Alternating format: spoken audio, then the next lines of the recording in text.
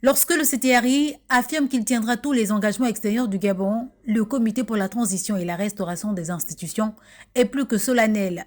C'est certainement pour prendre la température des choses que Patricia Scotland, secrétaire générale du Commonwealth, est elle aussi venue s'enquérir de la situation au Gabon. Lors des échanges avec les forces vives de la nation, l'émissaire de cette organisation intergouvernementale a pu recueillir directement l'opinion des différents acteurs de notre société.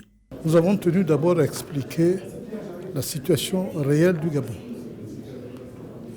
qui n'était pas forcément bien comprise par la communauté internationale et particulièrement la communauté anglophone.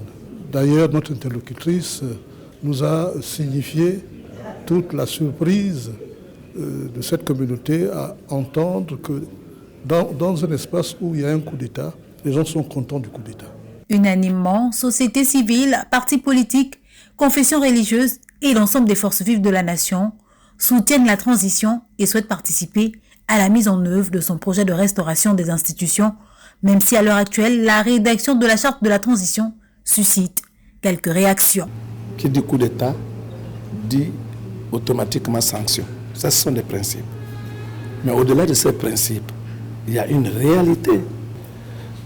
Pourquoi, quand il y a hold-up électoral, ces sanctions-là tardent à venir, et lorsqu'on est devant une situation comme celle du Gabon, où tout le monde acclame, il n'y a pas un seul Gabonais qui ne dit pas que ce qui s'est passé est une bonne chose.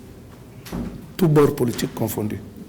Donc, si ces organisations, si ces États sont pour le bien-être des peuples, mais ils n'ont qu'à s'aligner aux aspirations du peuple gabonais.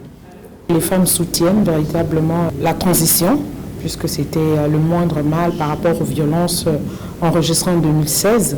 Et on a tenu également à rappeler qu'il était important de respecter l'inclusion des femmes à travers le quota de 30%. La secrétaire nous a rappelé qu'il était important, dans pareille situation, que les autorités de transition donnent suffisamment de garanties pour éviter au Gabon le maximum de sanctions. Au nombre de ces garanties, on doit avoir la représentativité au niveau des organes de la transition. Au nombre de garanties, on a l'inclusion dans la rédaction de la charte de la transition. Après avoir recueilli les avis des composantes de la société gabonaise, le secrétaire général du Commonwealth s'est engagé à traduire fidèlement la juste tonalité des choses à l'Assemblée de cette organisation intergouvernementale.